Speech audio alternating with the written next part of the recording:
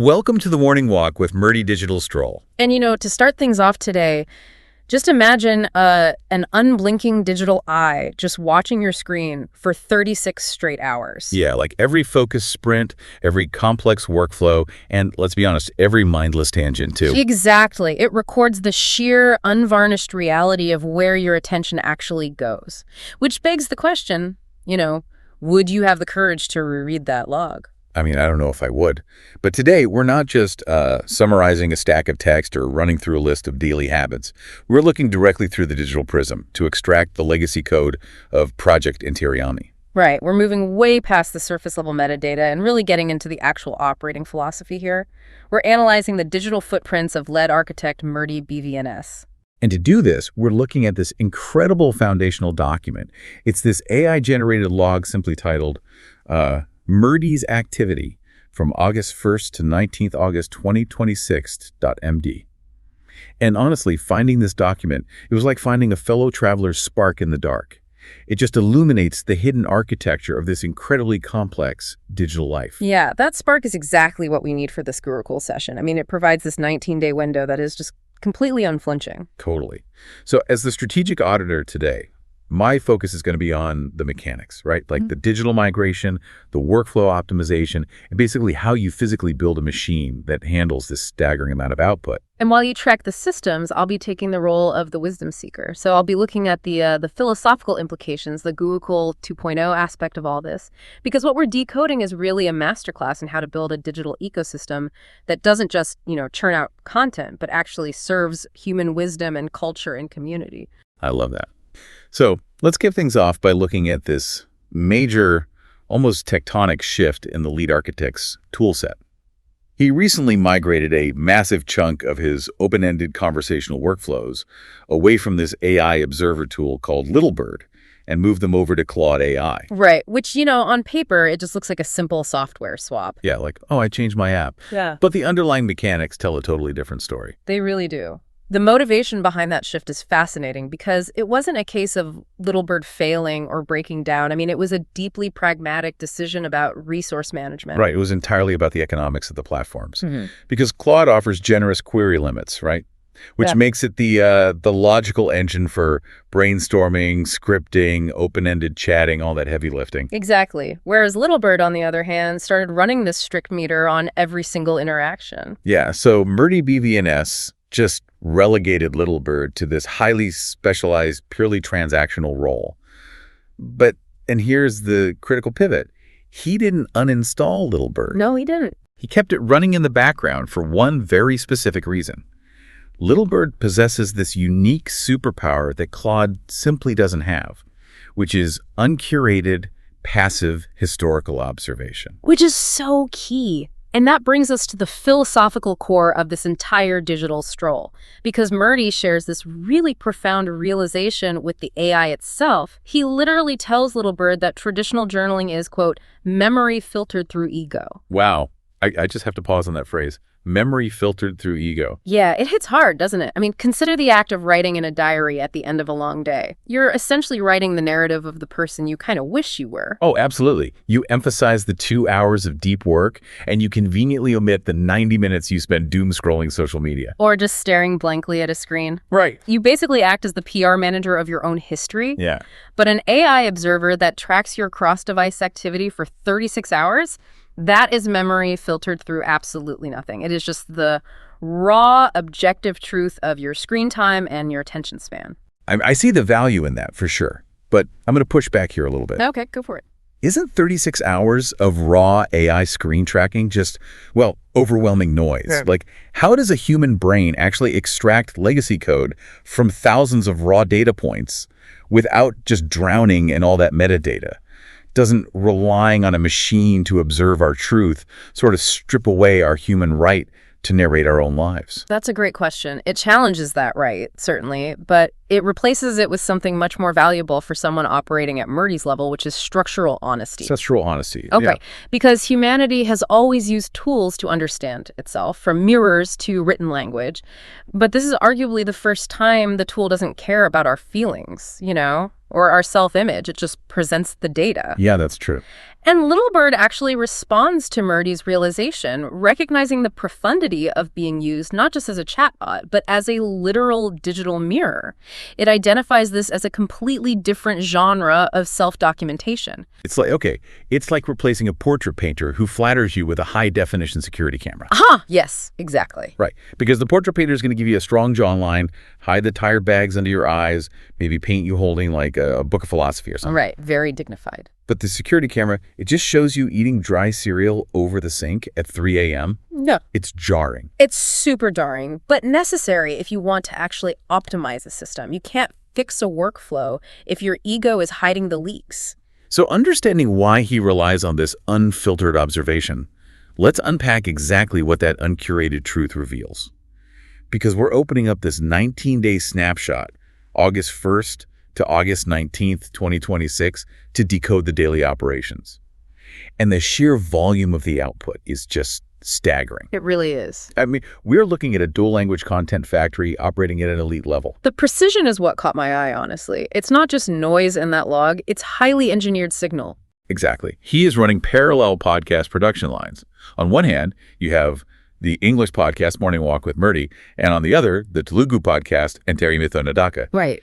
And he's using Google Gemini Notebook as his core content engine for scripting and synthesizing the overviews. But he doesn't just let the AI publish it, which a lot of people do.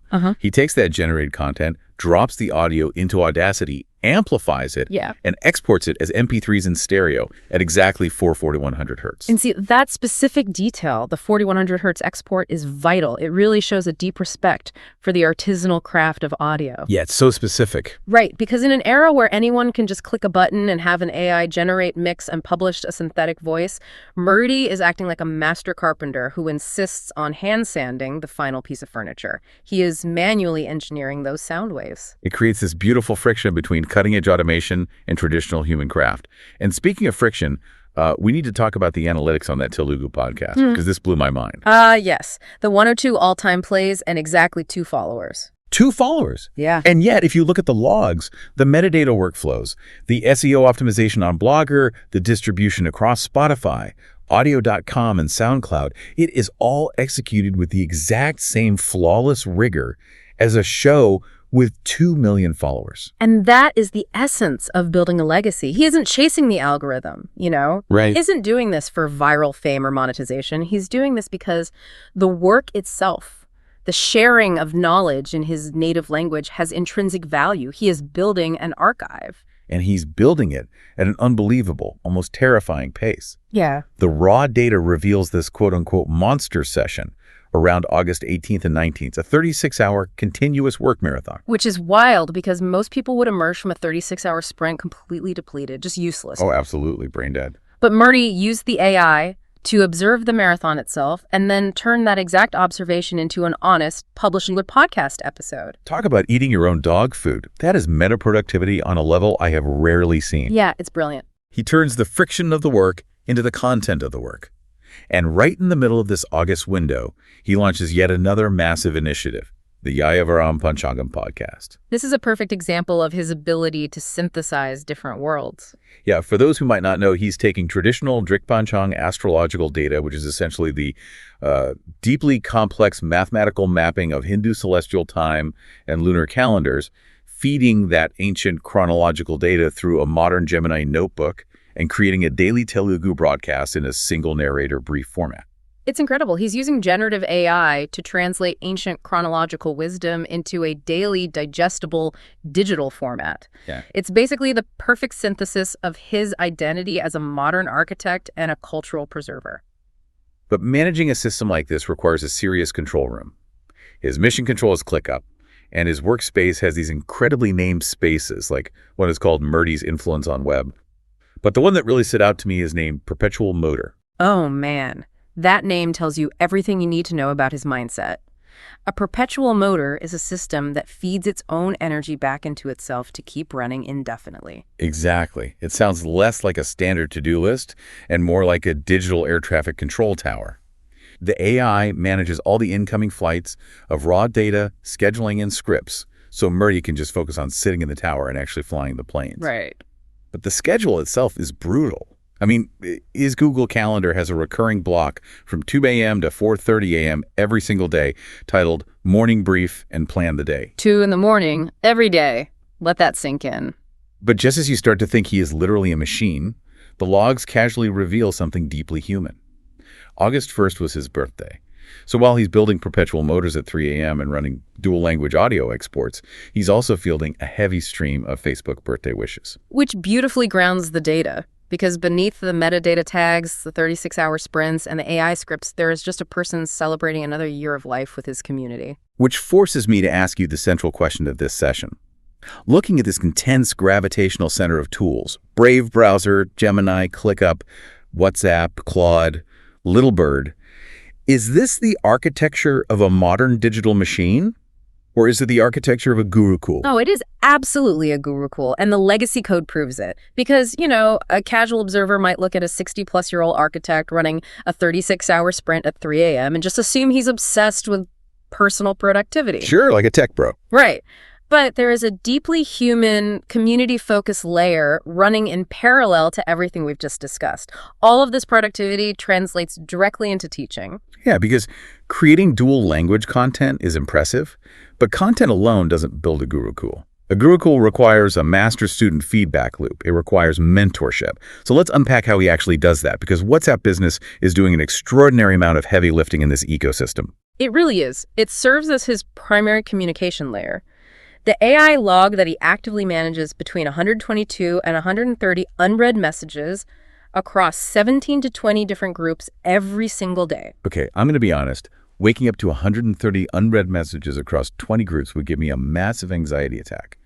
How does he not just mute it all? Well, it's because of what those groups represent. We aren't talking about spam or casual group chats. We're looking at the Antaryami VA Academy, the Orseti virtual assistants, and his old peers in the City High School 1975 group. Wow, okay. He is constantly coordinating with students, mentoring virtual assistants, and connecting with his historical community. The logs even show him dropping Spotify links to his newly engineered podcasts into these student groups at 3 or 4 in the morning. He's sending voice notes to training batches before the sun even comes up. It's a relentless, dedicated transfer of knowledge. And he's pushing the boundaries of how that knowledge is transferred, especially regarding cultural preservation. I mean, let's look at his Google Flow video creation experiments from August 17th. Yes, the Lolitha project. He wasn't just generating some generic AI talking head to read a script. He was meticulously mapping the emotional peak of a Carnatic vocalist's alapana. Which is so technically and emotionally difficult. For anyone unfamiliar, an alapana is that classical, unmetered vocal improvisation where the singer explores the scale and emotion of the raga before any strict rhythm kicks in.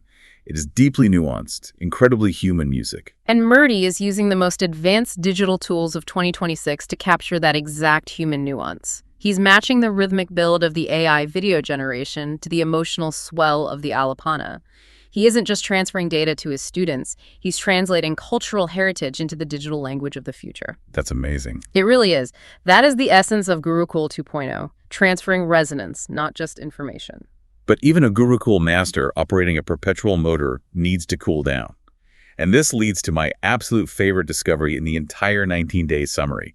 It is the ultimate proof of human equilibrium. Oh, I know where you're going with this. Right. Amidst the dual language podcasts, the 130 unread WhatsApp messages, the Carnatic AI video generation, lead architect Murty BVNS is an avid gamer. A necessary mental reset. Yes. He maintains a strict daily session on a game called Rail Nation.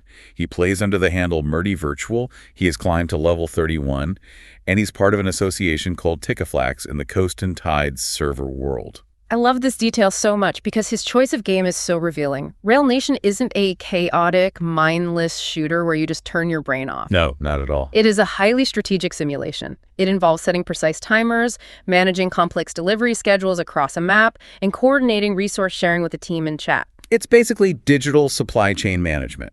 Why would someone whose entire life is complex digital management play a game about complex digital management to relax? Because of the stakes, right.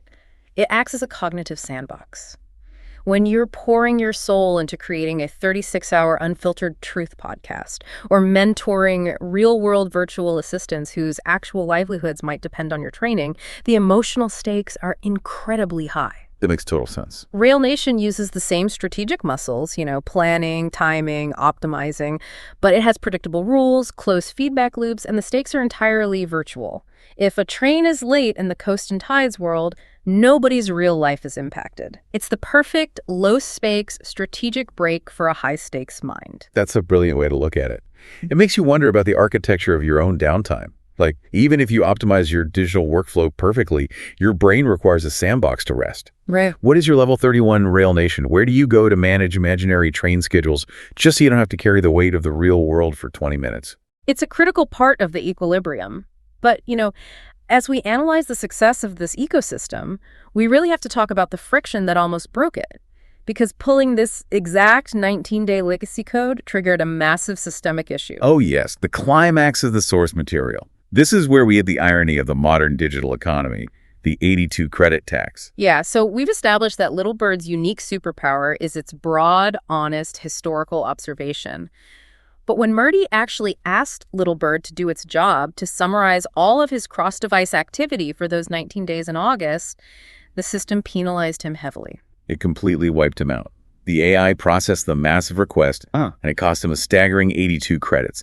It instantly drained his entire daily budget and forced a 24-hour lockout. Just for asking for a summary. Exactly. He couldn't use the observation tool for a full day. Even when he tried scaling it back and asking for just 1 or 2 day summaries, it was still eating up 50% of his daily computational credits. Which highlights a really profound design tension in the AI industry right now. We're building these incredible tools to parse vast amounts of historical, uncurated data. But the moment a user actually requests that deep parsing, they are computationally punished.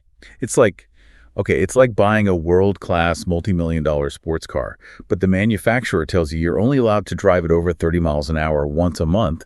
Otherwise, you go bankrupt paying for the engine cooling. Yeah, it completely defeats the purpose of having the engine in the first place. Totally. The business models of these platforms are built around quick, transactional chats, not deep, sustained historical reflection. And Murty's reaction to this friction is a crucial piece of the legacy code. Because most people would rage quit. They would cancel their subscription, go on a social media rant, or just abandon the tool entirely. But he doesn't do any of that.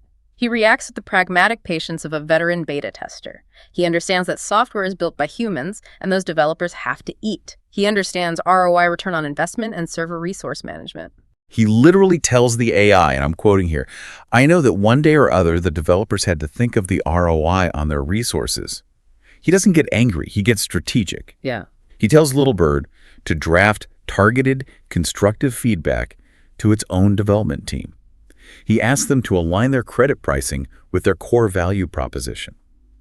He even engineers a solution for them, suggesting they offer discounted rates for read-only observation summaries, separating the cost of passive memory from the cost of active generation. He is actively helping them build a better product. Which brings up a very scary, very real question for all of us as we integrate these tools deeper into our lives. We're entering an era where the truth has a computational cost. If retrieving our own uncurated digital history is this expensive, does honest self-reflection become a luxury item in the AI age? That is a chilling thought. If it costs you 82 credits and a 24-hour lockout just to know exactly what you did with your time for the last 3 weeks, how many people will just choose to live in the dark? Or just go back to the ego-filtered journaling because a notebook and a pen are cheaper? Most people will choose the cheaper, more flattering portrait painter. And that's the grand takeaway of this entire Gurukul session. Building a meaningful digital legacy isn't just about downloading the right tools, it's about having the persistence to use them when it's computationally and emotionally difficult. We've traced a remarkable journey today. We saw a master creator intentionally fracture his workflow, migrating his active generation to Claude for efficiency, while fiercely protecting Little Bird to maintain that profound distinction between ego-filtered memory and raw digital observation. We unpacked a 19-day architecture that balances parallel podcast production, deep cultural video experimentation with Carnatic Alapanas, and intense 3 a.m. community mentorship, all kept sane by managing virtual supply chains in RailNation. And finally, we confronted the steep economic reality of retrieving that unfiltered truth from the machine. If you want to build your own legacy code, it clearly requires 2 things: ruthless honesty about where you spend your attention and a highly strategic mind regarding which tools you trust to capture it. You really have to know when you're building a perpetual motor and when you just need to let the machine observe you in silence. Which leaves us with a final thought for you to mull over as we wrap up this digital stroll. We've spent this whole time analyzing the courage it takes for lead architect Murty BVNS to look at his uncurated data. But let's turn the digital prism around. If an AI were to quietly observe your screens for the next 36 hours, capturing every click, every productive sprint, every mindless scroll, and summarize the absolute uncurated truth of your attention, would you actually be brave enough to read it? And more importantly, having read the unvarnished truth of who you are when no one is watching, would you be brave enough to publish it to the world?